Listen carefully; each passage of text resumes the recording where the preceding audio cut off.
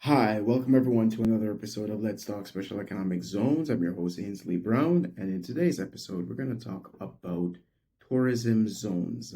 This is somewhat of an unconventional or non-traditional, would be more accurate, form of zone, because zones typically are not associated with tourism. Zones are more associated with industrial and commercial type activities. However, there's nothing precluding per se, depends on the jurisdiction really, there being a tourism zone. So as I do with every episode, I always, kind of give a little definition of what a zone is, no matter what you call it: free zone, foreign trade zone, enterprise area, free zone, special economic zone. It's all the same thing. It's a geographic area designated by a government that attracts special rules, special incentives. Typical one is duty free off raw materials, building materials, etc., as long as it remains in the zone. And also a typical one is some sort of reduced corporate income tax rate. So if your corporate income tax rate is at 20%, you might reduce it to a 10%, right? Cut it in half for parties that are going to operate within the zone. And there can be other benefits as well in terms of special economic zones.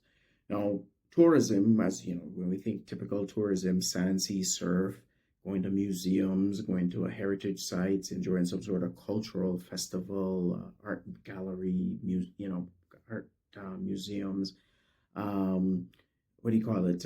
Performances, plays, and outdoor type performances, concerts, all of that. Tourism. When we think tourism, that's it. That's it, right? And having that on the one hand, and then the other hand, zones which typically, industrial, export processing, building stuff, making a product. So tourism typically associated with a service, zones typically associated with goods. But in the world we live in, in order to have service, you need products, you need goods, right?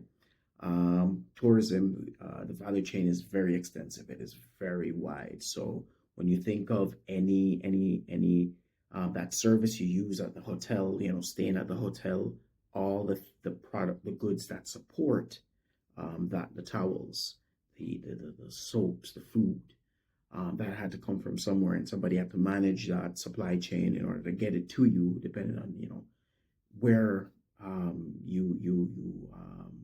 where you are, right? You could have a situation where the towel that you dry yourself off when you got out of the pool, made in Bangladesh using cotton from Uzbekistan. You never know, right? So the